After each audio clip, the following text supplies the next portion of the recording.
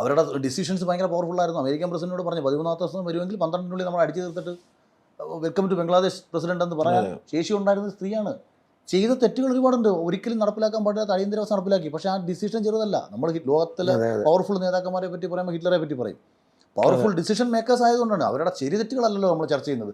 അങ്ങനെ നോക്കുമ്പോൾ നമ്മൾക്ക് അത്രയും ഇപ്പോൾ 69-ൽ ബാങ്ക് ദേശസാൽക്കരിച്ചതിൻ്റെ ഗുണമാണ് 2007-ൽ റിസഷൻ വന്നപ്പോൾ നമുക്ക് കിട്ടിയ ഗുണം. അപ്പം ഭാവി ഇന്ത്യയെ കരുതി ഡിസിഷൻ മേക്ക് ചെയ്ത് വലിയ രീതിയിൽ ഇന്ത്യയെ പവർഫുള്ളാക്കി ആണവശക്തിയാക്കി ലോകത്തിന് മുമ്പിൽ ആദ്യം മാറ്റിയ ഒരു പ്രധാനമന്ത്രിയെ വളരെ മോശക്കാരിയാക്കി മാറ്റുന്നു. എന്തെങ്കിലും പോരായ്മകൾ ഉണ്ടായേക്കാം. ഇപ്പം ലാഹോർ വരെ നമ്മുടെ സൈന്യം അന്നും ചെന്നു. ലാഹോർ വരെ ചെന്ന സൈന്യമാണ്. തിരിച്ചു വന്നതിൽ പലരും ഇടപെട്ടിട്ടുണ്ടാവാം.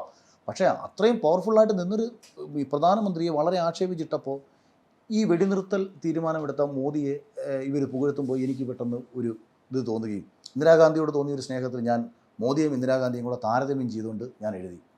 ആ എഴുത്തിൽ ഇവർക്ക് പലരുടെയും കുരുപൊട്ടി. അപ്പോൾ എനിക്കെതിരെ ജനൻ ടി വിയിൽ വ്യാജ വാർത്ത, ഭാരതം പാകിസ്ഥാനെ ആക്രമിച്ചതിൽ പ്രതിഷേധിച്ചതുകൊണ്ട് പാകിസ്ഥാനിലെ പാവങ്ങളെ ഇന്ത്യ കൊല്ലുന്നു എന്നും പറഞ്ഞ് ഞാൻ ലൈവിട്ടെന്ന് എല്ലാത്തിനും തട്ടണമെന്ന് പറഞ്ഞാൽ ഞാൻ പറഞ്ഞുകൊണ്ടിരിക്കുന്നത്.